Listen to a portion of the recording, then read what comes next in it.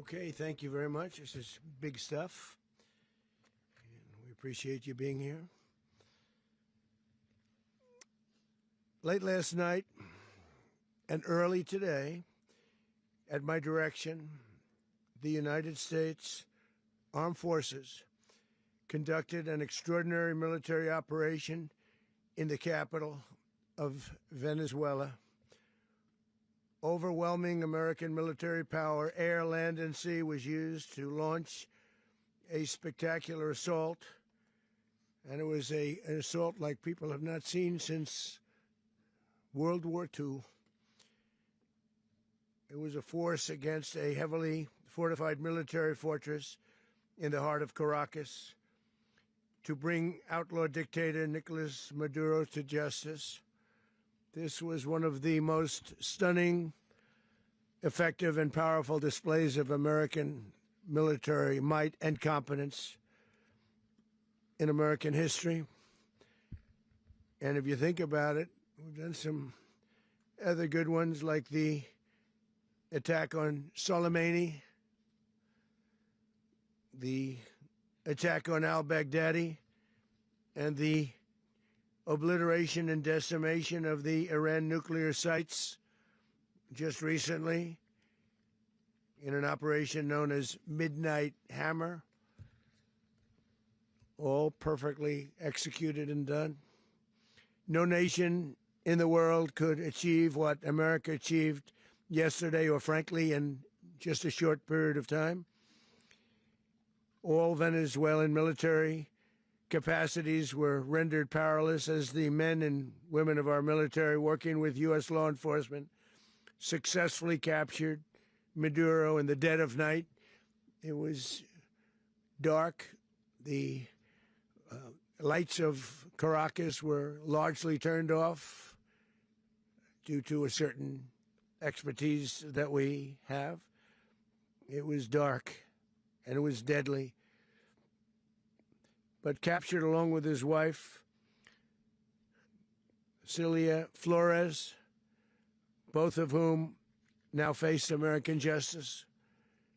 Maduro and Flores have been indicted in the Southern District of New York, it's Jay Clayton, for their campaign of deadly narco-terrorism against the United States and its citizens.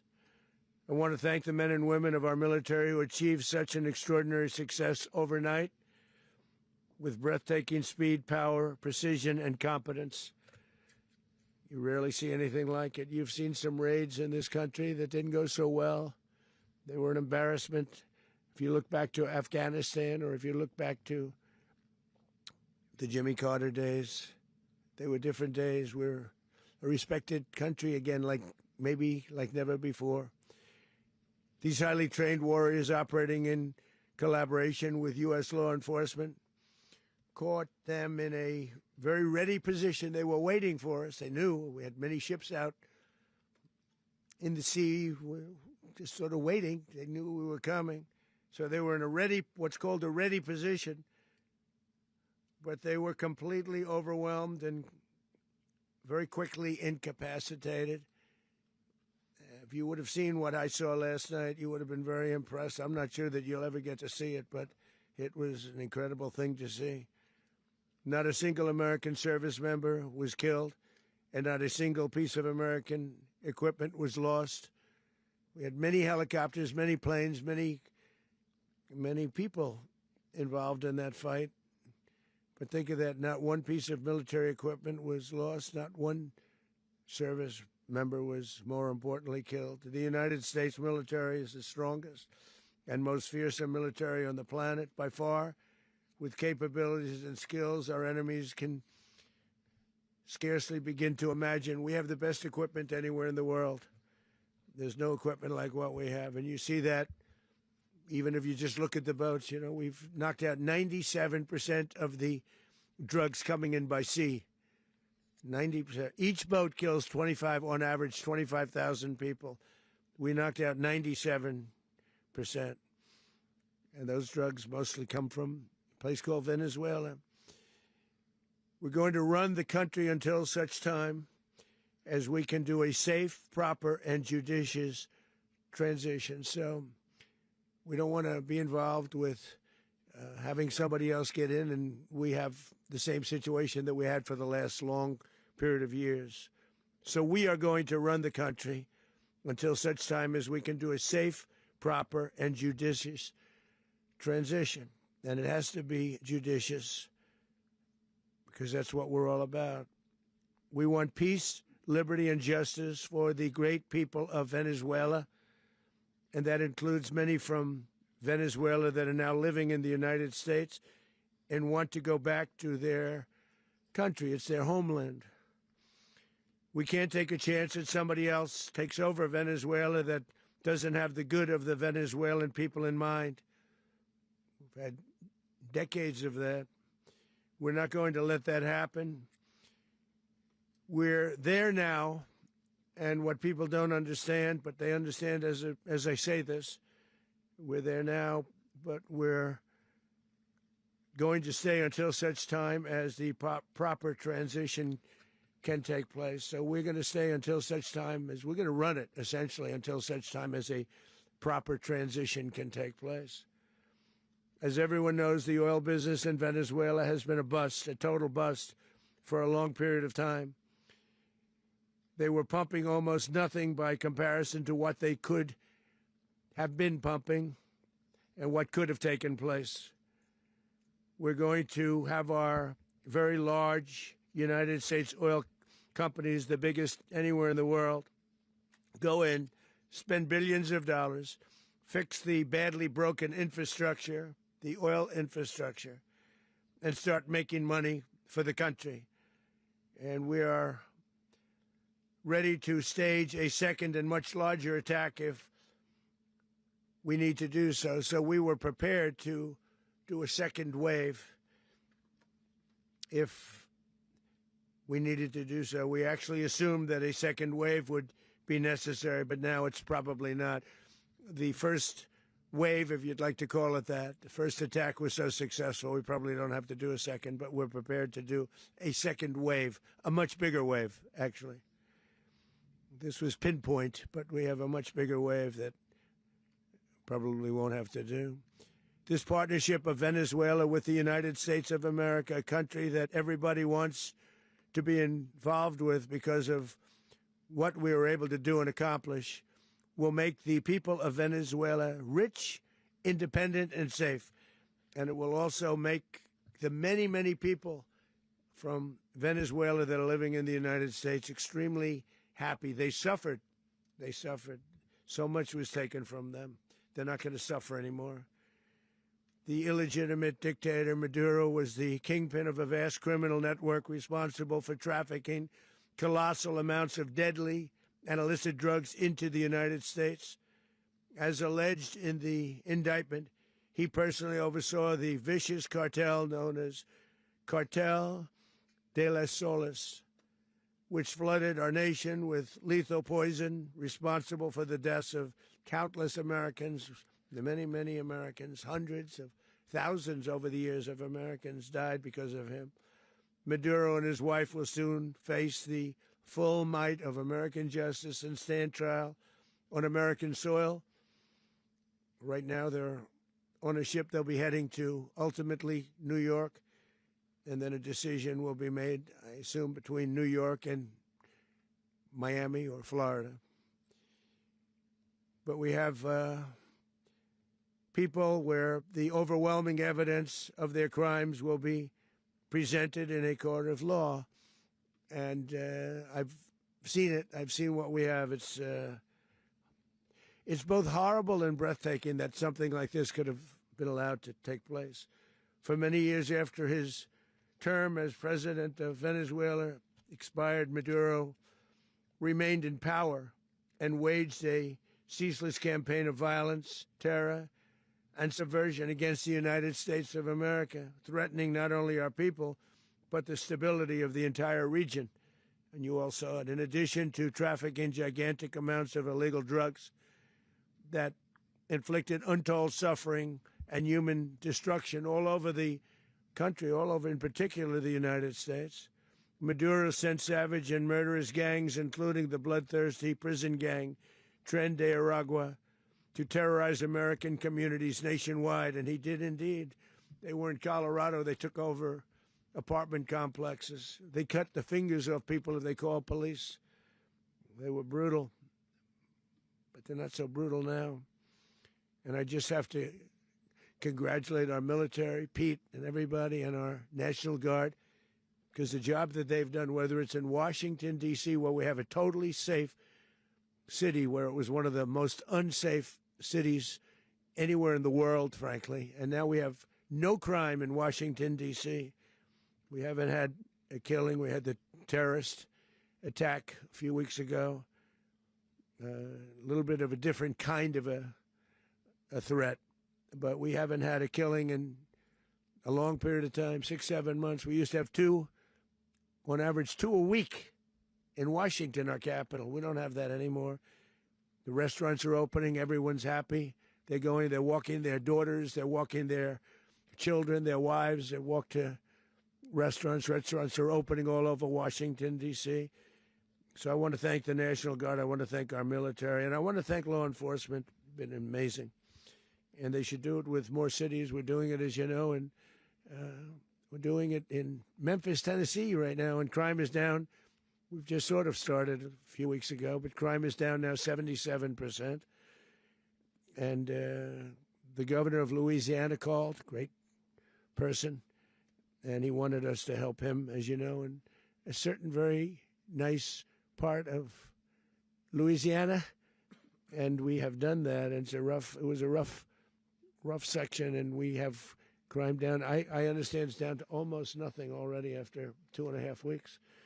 New Orleans, it's down to almost nothing, and we've only been there for 2.5 weeks. Can't imagine why governors wouldn't want us to help. We also helped, as you know, in Chicago, and crime went down a little bit there. We did a very small help because we had no working ability with the governor. The governor was a disaster, and the mayor was a disaster, but it knocked down crime. But we're pulling out of there. When they need us, we'll know. You'll know. You'll be writing about it. And likewise, Los Angeles, where we saved Los Angeles early on, where the head of the police department made a statement that if the federal government didn't come in, we would have lost Los Angeles. That's long after the fires. That's when they had the riots in Los Angeles. We did a great job. Got no credit for it whatsoever, but that's okay. It doesn't matter. We don't need the credit. But we'll be pulling out. When they need us, they'll call, or we'll go back if we have to. We'll go back. But we did a great job in various cities. But the place that we're very proud of is Washington, D.C., because it's our nation's capital. We took it from being a crime-ridden mess to being one of the safest cities in the country. But the gangs that they sent raped, tortured, and murdered American women and children. They were in all of the cities I mentioned, Tren de Aragua.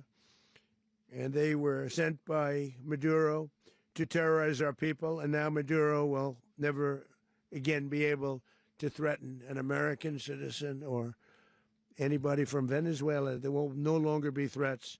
For years, I've highlighted the stories of those innocent Americans whose lives were so heartlessly robbed by this Venezuelan terrorist organization. Really one of the worst. One of the worst, they say the worst.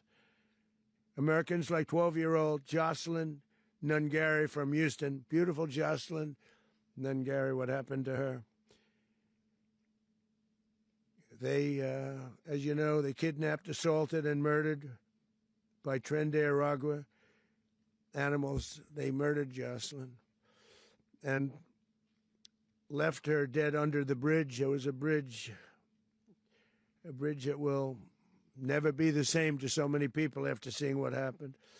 As I've said many times, the Maduro regime emptied out their prisons, sent their worst and most violent monsters into the United States to steal American lives. And they came from mental institutions and insane asylums. They came from prisons and jails. The reason I say both, they sound similar. Actually, prisons a little bit more hostile, a little bit tougher. A mental institution isn't as tough as an insane asylum, but we got them both. They sent from their mental institutions. They sent from their jails, prisons. They were drug dealers. They were drug kingpins. They sent everybody bad into the United States, but no longer. And we have now a border where nobody gets through. In addition, Venezuela unilaterally seized and stole American oil, American assets, and American platforms, costing us billions and billions of dollars. They did this a while ago, but we never had a president that did anything about it. They took all of our property. It was our property. We built it. And we never had a president that decided to do anything about it. Instead, they fought wars that were 10,000 miles away. We built Venezuela oil industry with American talent, drive, and skill, and the socialist regime stole it from us during those previous administrations, and they stole it through force. This constituted one of the largest thefts of American property in the history of our country. Considered the largest theft of property in the history of our country. Massive oil infrastructure was taken like we were babies, and we didn't do anything about it. I would have done something about it. America will never allow foreign powers to rob our people or drive us back into and out of our own hemisphere. That's what they did.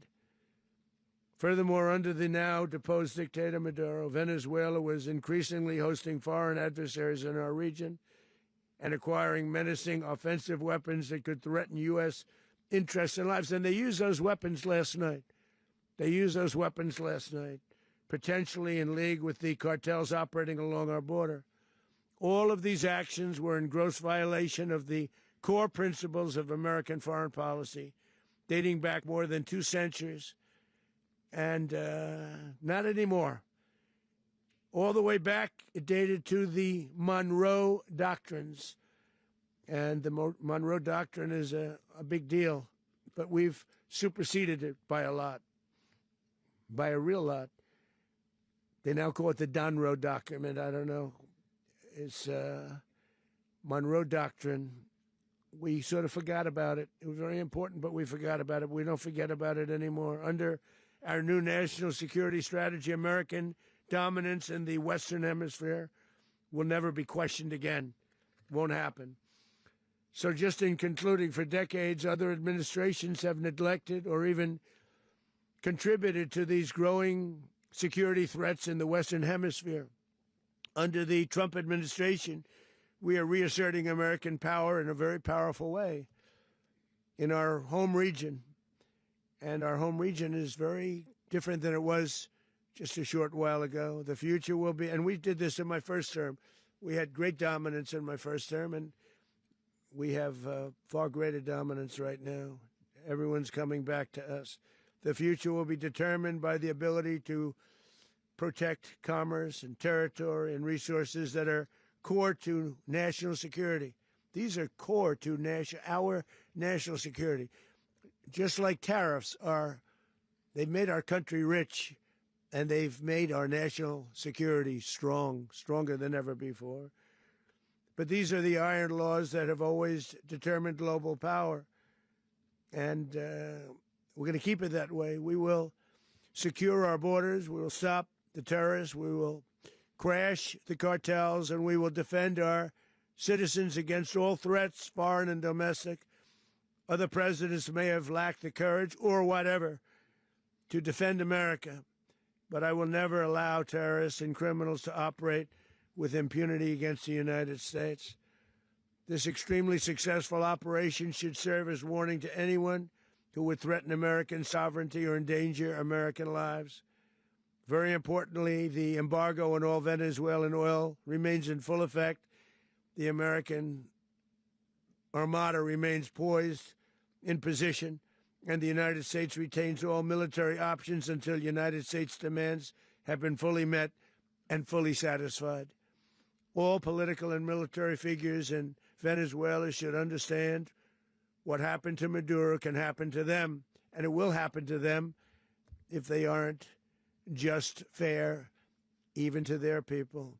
The dictator and terrorist Maduro is finally gone, and Venezuela people are free. They're free again. It's been a long time for them, but they're free. America is a safer nation.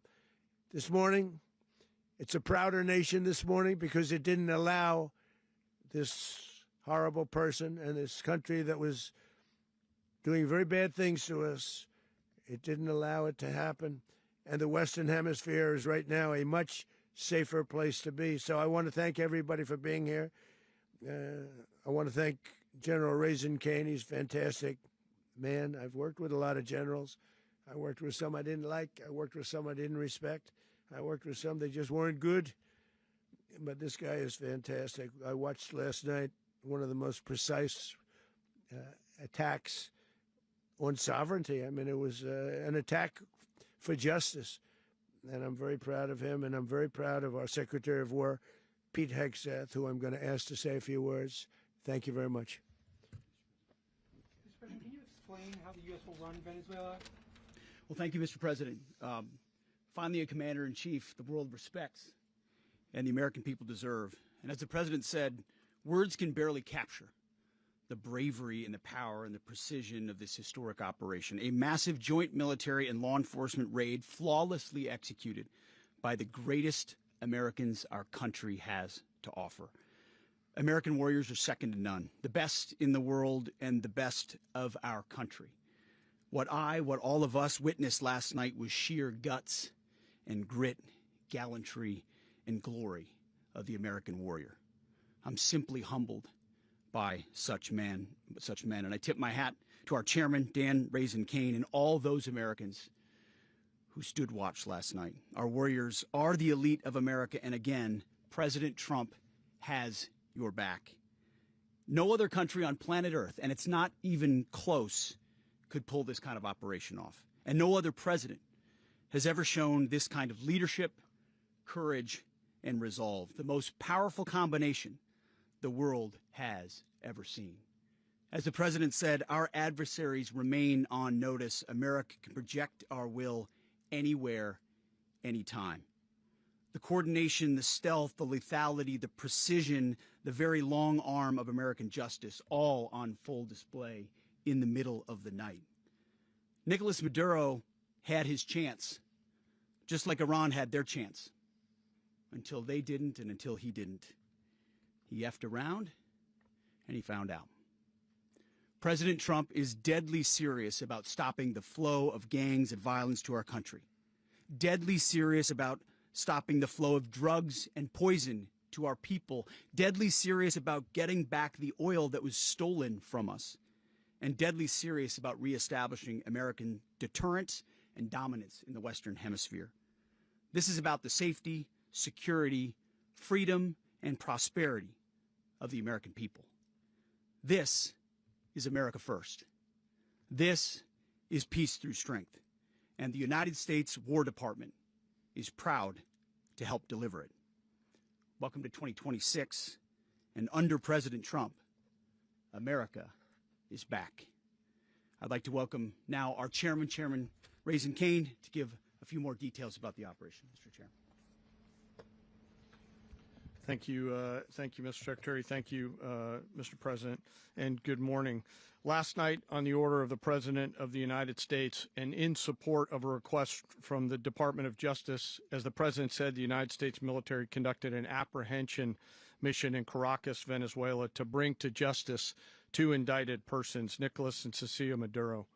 This operation, known as Operation Absolute Resolve, was discreet, precise, and conducted during the darkest hours of January 2nd and was the culmination of months of planning and rehearsal, an operation that, frankly, only the United States military could undertake. What I'd like to do this morning is talk to you through some of the preparation and the details without compromising any of our tactics, techniques, and procedures. There is always a chance that we'll be tasked to do this type of mission again. Our interagency work began months ago and built on decades of experience of integrating complex air, ground, space, and maritime operations.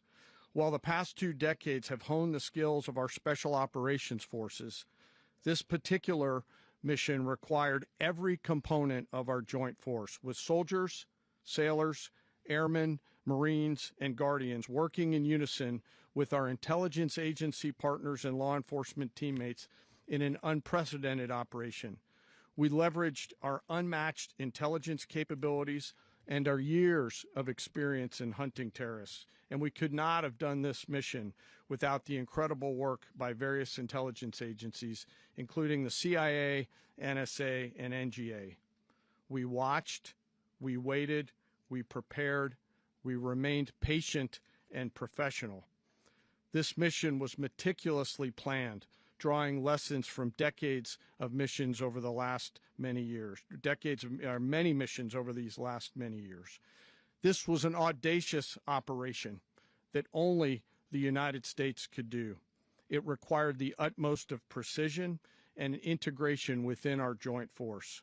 And the word integration does not explain the sheer complexity of such a mission.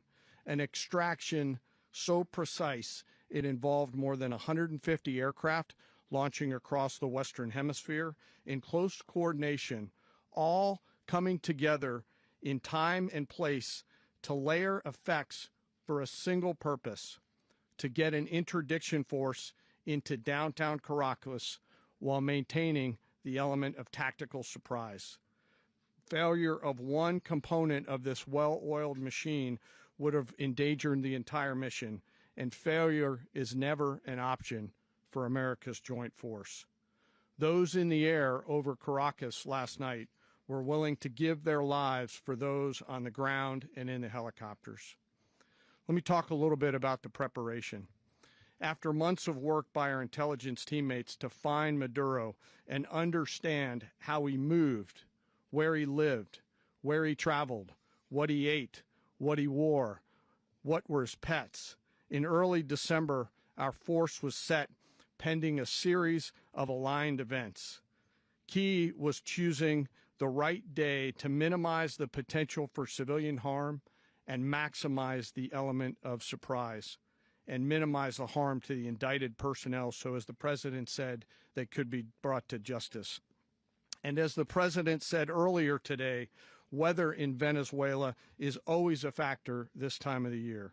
And over the weeks through Christmas and New Year's, the men and women of the United States military sat ready, patiently waiting for the right triggers to be met and the President to order us into action.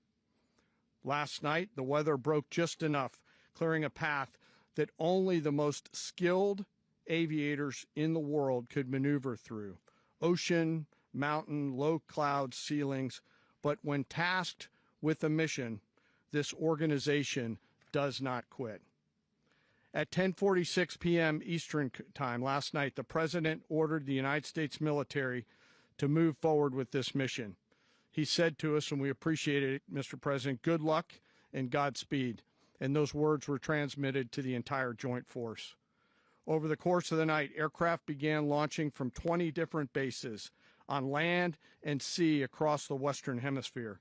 In total, more than 150 aircraft, bombers, fighters, intelligence, reconnaissance, surveillance, rotary wing were in the air last night.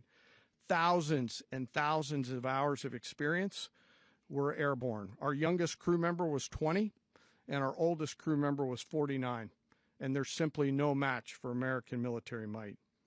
As the night began, the helicopters took off with the extraction force, which included law enforcement officers, and began their flight into Venezuela at 100 feet above the water. As they approached Venezuelan shores, the United States began layering different effects provided by Spacecom, Cybercom, and other members of the interagency to create a pathway. Overhead, those forces were protected by aircraft from the United States Marines, the United States Navy, the United States Air Force, and the Air National Guard. The force included F-22s, F-35s, F-18s, EA-18s, E-2s, B-1 bombers, and other support aircraft, as well as numerous remotely piloted drones. As the force began to approach Caracas, the Joint Air Component began dismantling and disabling the air defense systems in Venezuela, employing weapons to ensure the safe passage of the helicopters into the target area. The goal of our air component is, was, and always will be to protect the helicopters and the ground force and get them to the target and get them home. As the force crossed the last point of high terrain where they'd been hiding in the clutter, we assessed that we had maintained totally the element of surprise. As the helicopter force ingressed towards the objective at low level, we arrived at Maduro's compound at 1:01 a.m. Eastern Standard Time, or 2:01 a.m. Caracas local time, and the apprehension force descended into Maduro's compound and moved with speed, precision, and discipline towards their objective, and isolated the area to ensure the safety and security of the ground force while apprehending the indicted persons. On arrival into the target area, the helicopters came under fire, and they replied with that fire with overwhelming force in self-defense. One of our aircraft was hit but remained flyable, and as the President said earlier today, all of our aircraft came home, and that aircraft remained flyable during the rest of the mission. As the operation unfolded at the compound, our air and ground intelligence teams provided real-time updates to the ground force, ensuring those forces could safely navigate the complex environment without unnecessary risk. The force remained protected by overhead tactical aviation. Maduro and his wife, both indicted, gave up and were taken into custody by the Department of Justice, assisted by our incredible U.S. military with professionalism and precision, with no loss of U.S. life. After securing the indicted persons, the force began to prep for departure. Helicopters were called in to exfiltrate the extraction force, while fighter aircraft and remotely piloted aircraft provided overhead coverage and suppressive fire. There were multiple self-defense engagements as the force began to withdraw out of Venezuela. The force successfully exfiltrated and returned to their afloat launch bases, and the force was over the water at 3:29 a.m. Eastern Standard Time with indicted persons on board. And both Maduro and his wife were embarked aboard the USS Iwo Jima. In closing, what we've witnessed today is a powerful demonstration of America's joint force. We think, we develop, we train, we rehearse, we debrief, we rehearse again and again, not to get it right, but to ensure that we cannot get it wrong. Our jobs are to integrate combat power so when the order comes, we can deliver overwhelming force at the time and the place of our choosing against any foe anywhere in the world. I am immensely proud today of our joint force and filled with gratitude to represent them here today. There is simply no mission too difficult for these incredible professionals and the families that stand by them and support them. As we stand here this morning, our forces remain in the region at a high state of readiness, prepared to project power, defend themselves, and our interests in the region. This operation is a testament to the dedication and unwavering commitment to justice and our resolve to hold accountable those who threaten peace and stability. In closing, I want to express my heartfelt gratitude to the brave men and women who executed this mission. Their courage and tireless commitment to our nation are what makes us strong. Thank you, Mr. Secretary, and thank you, Mr. President. Well, I don't have much to add to what you've heard now, other than the following points. Nicolas Maduro was indicted in 2020 in the United States. He is not the legitimate president of Venezuela. That's not just us saying it. The first Trump administration, the Biden administration, the second Trump administration, none of those three recognized him. He's not recognized by the European Union and multiple countries around the world. He is a fugitive of American justice with a $50 million reward, which I guess we saved $50 million. And make sure. Yeah, exactly. But don't let anybody claim it. Nobody deserves it but us. But I want to be clear about one thing. Nicolas Maduro had multiple opportunities to avoid this. He was provided multiple very, very, very generous offers and chose instead to act like a wild man, chose instead to play around. And the result is what we saw tonight. The other message here is the following. You have a guy, like many people around the world, they like to play games. You have a guy who decides he's going to invite Iran into his country, is going to, do the confiscation of American oil companies, is going to flood our country with gang members, is going to take Americans prisoner and try to hold them for hostage and trade them like he was able to do with the Biden administration. Basically likes to play games all this time and thinks nothing's going to happen. And I hope what people now understand is that we have a president. The 47th president of the United States is not a game player. When he tells you that he's going to do something, when he tells you he's going to address a problem, he means it. He actions it. I can tell you, I've watched this process now for 14, 15 years, been around it. Everybody talks. I'm going to do this. I'm going to do that. When I get there, we're going to do this. We're going to take. This is a president of action. Like, I don't understand yet how they haven't figured this out. And now, if you don't know, now you know. Because this is the way it's going to play out. And I think people need to understand that this is not a president that just talks and does letters and press conferences. And, you know, if he says he's serious about something, he means it. And this is something that was a direct threat to the national interest of the United States, and the president addressed it. There's a president of peace, by the way. I told you what I just said earlier. This guy had multiple opportunities to find his way somewhere else and figure out another. He could have been living somewhere else right now, very happy, but instead he wanted to play big boy. And so now, you know, he's got other sets of problems on his hands. And but I think the message here should be for the world. Look, the president doesn't go out looking for people to pick fights with. He's not generally wants to get along with everybody. We'll talk and meet with anybody, but don't play games. Don't play games with this president's in office, because it's not going to turn out well. And so I hope that I guess that lesson was learned last night, and we hope it'll be instructive moving forward. Is that a message for Cuba? Mr. President. Mr. President. Mr. President. Mr. President. You said that the U.S. is going to run Venezuela. So who's in power right now? Well, we're going to be running it with a group, and we're going to make sure it's run properly. We're going to